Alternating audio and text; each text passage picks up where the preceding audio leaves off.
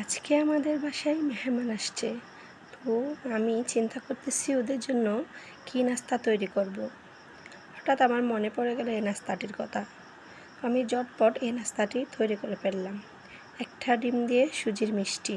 তো আপনারাও এরকম ট্রাই করতে পারেন। আমি এখানে একটা ডিম ভেঙে নিচ্ছি, আমার কুসুমগুলো একটু এলোমেলো হয়ে গেছে। এখন আমি হাফ টেবিল স্পুন লবণ দিলাম, 1 টেবিল স্পুন চিনি দিলাম, 1 টেবিল স্পুন গুঁড়ো দুধ দিলাম, half table spoon baking powder দিলাম। এখন আমি একটা হ্যান্ড উইচের সাহায্যে সব কিছু মিশিয়ে নেব।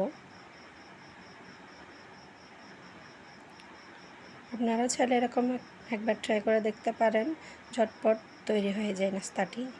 দেখেন আমার মেশানো হয়ে গেছে। এখন আমি 1 কাপ সুজি নিয়েছি। আমি অল্প অল্প করে সুজি ঢেলে সব কিছু মিশিয়ে নেব। আপনাদের বাসায় যদি এরকম হঠাৎ মেহমান আসে, আপনারা ট্রাই করে দেখতে পারেন। তো যদি ট্রাই করে দেখেন, অবশ্যই আমাকে কমেন্ট করে জানাবেন। খুব অল্প সময়ের মধ্যে ঝটপট 4-5 জনের জন্য এরকম নাস্তা তৈরি হয়ে যায়। আপনারা এভাবে ট্রাই করে দেখবেন।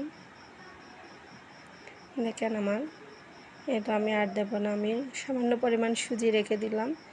যদি এগুলো দিয়ে দিই আমার ব্যাটারটা একটু বেশি ঘন হয়ে যাবে, সেজন্য আমি আর দিই নাই। এখন আমি কিছুক্ষণ এগুলোকে নেড়ে চেড়ে সুজির কালারটা চেঞ্জ করে নেব।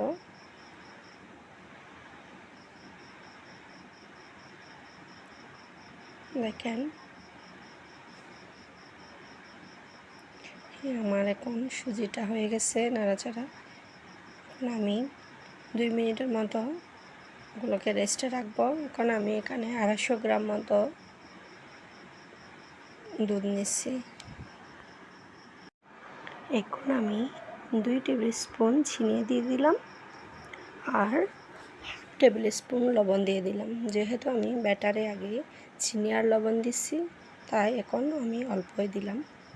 এখন আমার দুধের বলক চলে আসছে। এখন আমি দুধটাকে নামিয়ে নেব।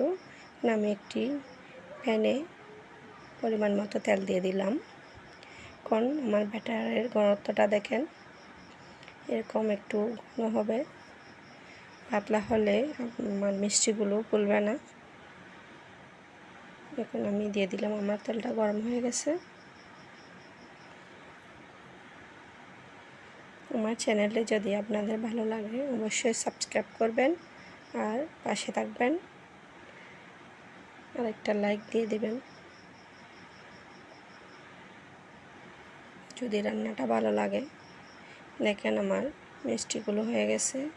আমি এরকম ব্রাউন কালার করে নামিয়ে নিলাম। দেখেন ফুলকো ফুলকো হয়ে গেল আমার, এখন অনেক সফট হয়েছে। দেখেন আমি একটা ডিম আর 1 কাপ সুজি দিয়ে কতগুলো সুজির মিষ্টি তৈরি করে নিলাম। এখন আমি সবগুলো দুধে ভিজিয়ে দেব। 5 মিনিটের মতো ভেজালে আমার নাস্তাটা রেডি হয়ে যাবে। দেখেন এটা আমার নাস্তা রেডি। তো আপনারাও বাসায় এরকম একবার ট্রাই করে দেখবেন। ভালো লাগলে অবশ্যই একটা লাইক দিবেন আর চ্যানেলটি সাবস্ক্রাইব করে আমার পাশে থাকবেন।